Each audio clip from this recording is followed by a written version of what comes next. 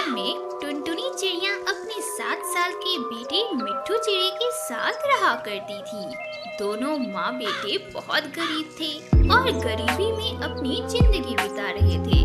मिट्ठू चिड़ी की माँ पेशे से एक लकड़हारा थी। वह जंगल में लकड़ियाँ काट कर पक्षियों को बेचा करती थी।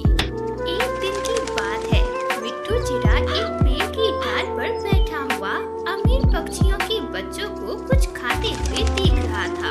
जब उनमें से एक को वह खाया नहीं गया तो उसने उस भोजन को फेंक दिया।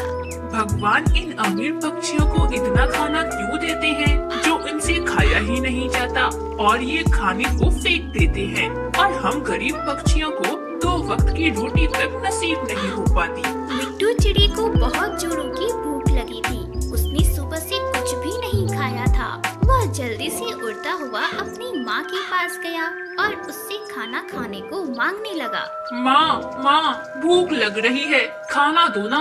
टुनटुनी चिड़िया जल्दी से रसोई में जाती है और अपने बेटे के लिए थोड़ा सा भोजन लेकर आती है। अरे माँ, बस इतना थोड़ा सा ही खाना। माँ, इससे तो मेरा पेट भी नहीं भरेगा। मिट्ठू बेटा, घर का सारा राशन खत्म हो गया है, बस इतना ही खाना है। तुम्हें आज थोड़े से ही भोजन में अपना काम चलाना पड़ेगा बेटा। कोई बात नहीं माँ, मैं इतने से भोजन में ही अपना पेट भर लूँगा। वैसे माँ, तुमने क्या खाना खाया? मैं? हाँ बेटा, मैंने तो पहले ही खाना खा लिया, तेरे लिए ही रखा था। ये तू खा ले। अरे माँ, आप मुझसे झूठ बोल रही हो। आप कब से मुझसे पहले खाना खाने लगी? पहले आप मुझे खाने को देती हो, उसके बाद ही आप खाती हो। माँ, ये लो, आप मेरे में से थोड़ा सा भोजन खा लो। आज मैं अपनी मम्मा को अपने हाथों से भोजन खिलाऊंगा। फिर मिट्ठू चिड़ा अपनी माँ को अपने हाथों से भोजन खिलाता है। दोनों माँ बेटा भोजन खाकर सो जाते हैं। अगली सुबह टुनटुनी चिड़िया जल्दी से उठकर लकड़ियाँ काटने के लिए निकल पड़ती है। कुछ दिनों बाद ही 15 अगस्त आने वाला है। इस बार मैं सोच रही हूँ कि मैं अपने बेटे मिट्ठू को एक सुंदर सी साइकिल खरीद दूँ। बेटा मिट्ठू जब साइकिल देखेगा तो वह बहुत खुश होगा, पर साइकिल खरीदने के लिए मुझे और अधिक मेहनत करनी पड़ेगी। यह सब सोचकर मिट्ठू चिड़ी की माँ और अधिक मेहनत करने लगती है और ज्यादा से ज्यादा लकड़ियाँ काटकर इकट्ठा करने की कोशिश करती है। तभी वहाँ एक बूढ़ी कबूतरी आती है और टुनटुनी से कहती है, अरे ओ टुनटुनी बिटिया, मुझे तुझसे कुछ सूखी लकड़ियाँ चाहिए। 15 अगस्त आने के 10 दिन पहले ही बिटिया मेरे घर पर सूखी लकड़ियाँ पहुँचा देना तू। ठीक है अम्मा, मैं आपके घर सूखी लकड़ियाँ समय से पहुँचा दूंगी। पर अम्मा, आपको कितनी सूखी लकड़ियाँ चाहिए? आपने ये तो बताया ही नहीं। अरे टुनटुनी बिटिया, मुझे 10 किलो सूखी लकड़ियाँ चाहिए। तू ना समय से पहुँचा देना बिटिया।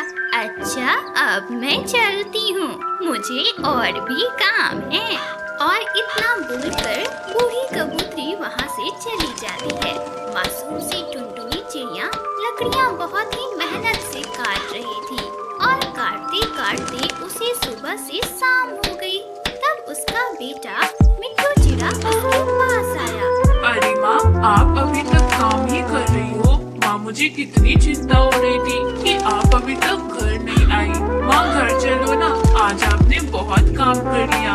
अब चलो, खा पी कर सो जाओ, अगली सुबह काम कर लेना मम्मा। अपनी बेटे की बात मानकर टुनटुनी चिड़िया अपने बेटे के साथ अपने घर आ जाती है और थोड़ा बहुत खा कर दोनों माँ बेटे सो जाते हैं। अगली सुबह टुनटुनी चिड़िया बहुत जल्दी उठ जाती है और सोचने लगती है कि अब तो मेरे पास बहुत सारी सूखी लकड़ियाँ इकट्ठा हो गई है। अब जल्दी से इन्हें अम्मा के घर पहुँचा देती हूँ। अम्मा इन लकड़ियों के बदले मुझे अच्छे खासे पैसे तो दे ही देंगी और उसके बाद मैं मिट्ठू के लिए एक सुंदर सी साइकिल खरीद लाऊंगी। इतना सोचकर टुनटुनी चिड़िया उन सूखी लकड़ियों को अपने साथ लेकर अम्मा के घर की ओर निकल पड़ती है। वह अम्मा के घर पर पहुँचती है और दरवाजा खटखटाने लगती है। अम्मा, ओ अम्मा, मैं आई हूँ टुनटुनी, आपकी सूखी लकड़ियाँ लेकर। अम्मा, जल्दी से दरवाजा खोलो। इन सूखी लकड़ियों को मैं आपके घर के अंदर रख देती हूँ। अरे टुनटुनी बिटिया, तू आ गई। पर बिटिया मेरी तबीयत बहुत खराब है। अब इन सूखी लकड़ियों का मैं क्या करूँगी? बिटिया मुझे ये सूखी लकड़ियाँ नहीं चाहिए। तू इन सारी लकड़ियों को लेकर वापस चली जा। पर अम्मा, इतनी सारी लकड़ियाँ लेकर वापस जाना और इन्हें बेचना बहुत मुश्किल होगा मेरे लिए। अम्मा कुछ लकड़ियाँ तो ले लो। टुनटुनी बिटिया, मैं पूरी की पूरी लकड़ियाँ तुझसे ले लेती। पर मेरी तबीयत ठीक नहीं है। अच्छा अम्मा, ऐसा क्यों? आप वैसे इन लकड़ियों का क्या करती अम्मा? अरे टुनटुनी बिटिया, 15 अगस्त आने वाला है और इन सूखी लकड़ियों से मैं झंडा तैयार करके उन्हें बेचती। यही कला तो आती है इस बूढ़ी को, वरना मेरा घर कैसे चलता तू ही बता। अच्छा अम्मा, क्या आप मुझे झंडा बनाना नहीं सिखा सकती? अम्मा, अगर आप मुझे झंडा बनाना सिखा दोगी तो मैं आपकी कुछ सहायता कर दूंगी और इसके बदले मेरी लकड़ियाँ भी काम में आ जाएगी। अम्मा, क्या हम दोनों मिलकर यह व्यापार नहीं कर सकते? अरे टुनटुनी बिटिया, तूने तो सारी समस्याओं का समाधान ही निकाल दिया। मैं तुझे झंडा बनाना जरूर सिखाऊंगी। आ अंदर आ, सारी लकड़ियों को लेकर अंदर आ जा। दोनों मिलकर झंडा तैयार करते हैं। और फिर क्या था, टुनटुनी चिड़िया बूढ़ी अम्मा की बात मानकर सारी लकड़ियाँ अपने साथ लेकर उनके घर के अंदर चली जाती है। और फिर बूढ़ी अम्मा टुनटुनी चिड़िया को झंडा बनाना सिखा देती है।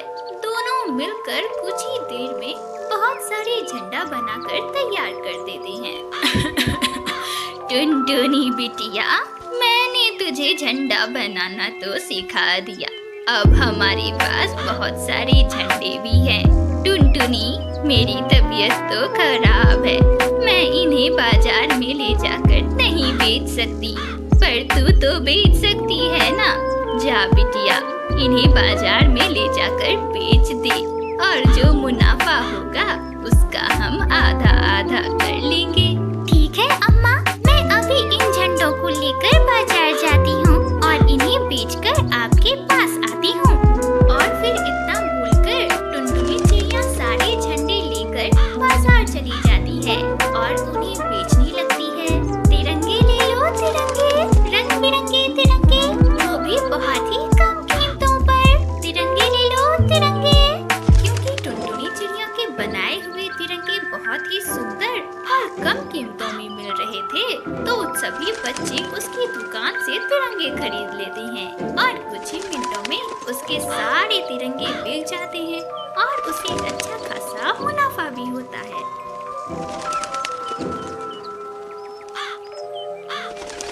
ये लो अम्मा, आपके आधे पैसे। अम्मा, आज आपने मेरी बहुत मदद की। अगर आज आप न होती तो मेरी सारी सूखी लकड़ियाँ बर्बाद हो जाती। अम्मा, आपका बहुत बहुत शुक्रिया। टुनटुनी चिड़िया बूढ़ी अम्मा का शुक्रिया कर अपने घर चली जाती है और अपने बेटे के लिए जलेबियाँ भी लेकर आती है। बेटा मिट्ठू जलेबियाँ देखकर बहुत खुश होता है और दोनों माँ बेटा खाना खाकर सो जाते हैं। अगली सुबह टुनटुनी चिड़िया अपने बेटे मिट्ठू को अपने साथ लेकर साइकिल की दुकान पर जाती है। अरे ये क्या माँ, आप साइकिल की दुकान पर आई हो? माँ, क्या आप मुझे साइकिल खरीद कर दे रही हो? हाँ हाँ मिट्ठू बेटा, मैं आपको साइकिल खरीद कर दे रही हूँ। आप बोलो, आपको कौन सी साइकिल चाहिए? अपनी माँ की यह बात सुनकर मिट्ठू चिड़िया बहुत खुश होता है और वह अपनी मन पसंदीदा साइकिल खरीद लेता है। अपने बेटे को यूँ खुश देखकर टुनटुनी चिड़िया भी बहुत खुश होती है। फिर कुछ दिनों बाद ही 15 अगस्त का दिन आ जाता है और सभी जंगल वाले मिलकर 15 अगस्त का त्योहार बड़े ही धूमधाम से मनाते हैं।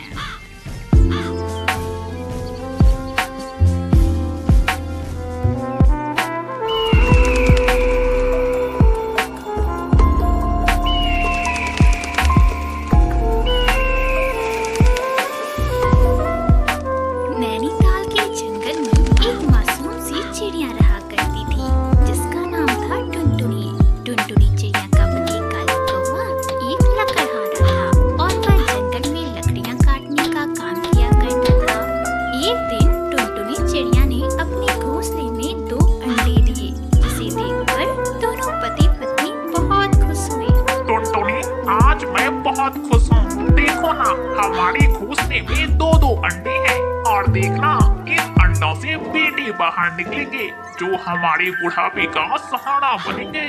टुनटुनी सचमुच आज मैं बहुत खुश हूँ। पर कालू जी, अगर इन अंडों से बेटियां निकली तो?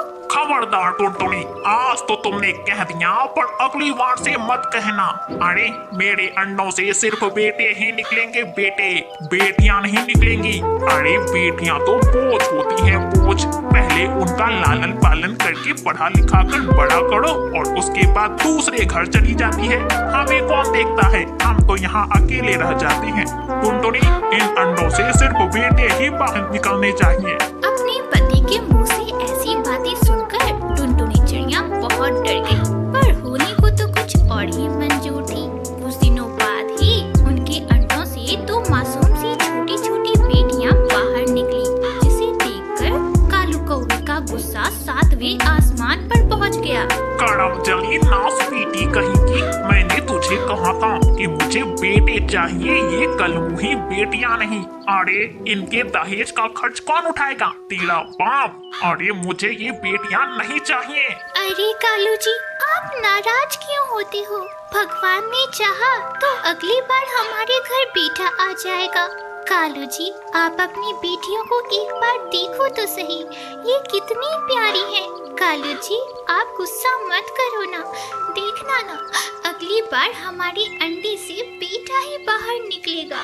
पर कालू कौवा तो गुस्से से लाल था और वह टुनटुनी चिड़िया की एक भी बात नहीं सुनता और गुस्से से तमतमाते हुए घर से बाहर चला जाता है। इस तरह कुछ दिन बीत जाते हैं। एक बार फिर से टुनटुनी चिड़िया अपने घोंसले में एक अंडा देती है। हे भगवान, इस बार मुझे बहुत डर लग रहा है। क्या पता मेरे अंडे से बेटा बाहर निकलेगा या नहीं। भगवान, मेरी विनती सुन ले, मुझ पर और मेरी बेटियों पर कृपा कर। मेरे अंडे से इस बार बेटा ही निकलना चाहिए, नहीं तो पता नहीं कालू जी क्या करेंगे हमारे साथ। टुनटुनी चिड़िया को अंडे से बेटा बाहर निकलने की चिंता सताने लगी। धीरे धीरे इसी चिंता के कारण टुनटुनी चिड़िया बीमार होती चली गई। एक दिन उसकी कुछ सहेलियां उसके घर उससे मिलने आई। अरे टुनटुनी बहन, ये तुमने अपनी कैसी हालत बना रखी है, और इसकी बेटियों को भी तो देखो कितनी कमजोर दिखाई दे रही है। टुनटुनी बहन, क्या बात है, आखिर तुझे किस बात की चिंता सताए जा रही है? आखिर मैं तुम लोगों को क्या बताऊं कि मुझे किस बात की चिंता है। अरे मेरे घर पहले से ही दो बेटियां हैं, अब मुझे चिंता है कि अगर मेरे इस अंडे से भी अगर बेटी निकली तो पता नहीं कालू जी क्या करेंगे। उन्हें तो मुझे पहले ही धमकी दे दी है कि अगर इस बार भी चिड़िया निकली ना तो वे दूसरी शादी कर लेंगे, फिर मेरा और मेरी बेटियों का क्या होगा। अरे नाना टुनटुनी बहन, ऐसा कुछ भी नहीं होगा, तू क्यों चिंता करती है? हम जीजा जी को समझाएंगे ना, तू चिंता मत कर। आने दे जीजा जी को, फिर देखना वे हमारी बात जरूर सुनेंगे। टुनटुनी चिड़िया की तीनों सहेलियां कालू कौवे के घर वापस लौटने का इंतजार करने लगती है, पर सुबह से शाम हो जाती है और कालू कौवा घर वापस नहीं लौटता। तब तीनों सहेलियां मायूस होकर अपने अपने घर चली जाती है। इस तरह कुछ सप्ताह बीत जाते हैं और आखिरकार टुनटुनी चिड़िया के उस अंडे से भी एक नन्ही चिड़िया बाहर निकलती है। अब तो कालू कौवे का पारा और भी सातवें आसमान पर पहुंच गया और उसने टुनटुनी चिड़िया सहित अपनी तीनों बेटियों को धक्के मारकर घर से बाहर निकाल दिया।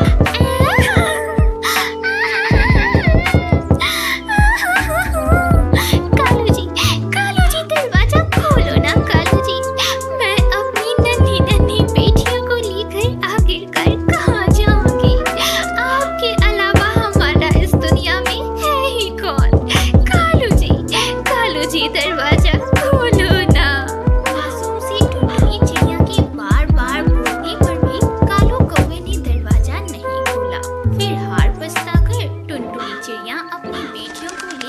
वहाँ से चली गई। टुनटुनी चिड़िया आसरे की तलाश में जंगल जंगल भटकती रही, पर टुनटुनी चिड़िया को कोई भी आसरा नहीं मिला। मेरी बेटियां भूखी हैं, मुझे कुछ न कुछ तो करना ही होगा। मेरे बच्चों, तुम लोग यहीं रुको, देखना मम्मा अभी तुरंत गई और आप लोगों के लिए भोजन लेकर आई। पर बिना मम्मा के आए यहाँ से आप लोग कहीं मत जाना, आपकी मम्मा अभी तुरंत भोजन लेके आती है। अपनी बेटियों को समझा बुझाकर टुनटुनी चिड़िया भोजन की तलाश में निकल पड़ती है। बहुत दूर जाने पर उसे एक आम का फल मिलता है, तो वह जल्दी से आम के फल को लेकर अपनी बेटियों की ओर निकल पड़ती है। तभी रास्ते में एक खतरनाक चील उस पर हमला कर देता है और इस हमले में वह पूरी तरह से जख्मी हो जाती है। चील भैया मुझ पर रहम करो, मेरी तीनों मासूम सी छोटी छोटी बेटियां 2 दिनों से भूखी हैं। अगर मैं उनके लिए भोजन लेकर नहीं गई तो तीनों भूख से मर जाएगी। भैया मुझ पर रहम करो, मैं आपसे वादा करती हूँ, मैं अपनी बेटियों का पेट भरकर आपके पास लौट आऊंगी, फिर आप मुझे खा जाना। पर भैया मुझ पर थोड़ी देर के लिए रहम करो। भैया? क्या तुमने मुझे भैया कहा? अरे बहना, मेरी कोई बहन नहीं है। बचपन से ही मुझे आशा थी कि मेरी भी कोई बहन हो। आज तुमने मुझे भैया कहा है तो आज से मैं तुम्हारा भाई, आज से मैं तुम्हारी और तुम्हारी बेटियों की रक्षा करूंगा। चलो अपनी बेटियों को अपने साथ लेकर मेरे घर चलो। मेरे पास एक जादुई गुलाब का घर है, अब हम सब वहीं रहेंगे। चलो बहना, चलो अपने भाई के घर चलो। चील की यह बात सुनकर टुनटुनी चिड़िया बहुत खुश हुई और अपनी बेटियों को अपने साथ लेकर चील के जादुई गुलाब घर में रहने चली गई। इस तरह टुनटुनी चिड़िया को रहने का एक आसरा मिल गया और एक भाई का प्यार भी मिल गया। अब टुनटुनी चिड़िया अपनी बेटियों के साथ चील के जादुई गुलाब घर में खुशी खुशी अपनी आगे की जिंदगी बिताने लगी।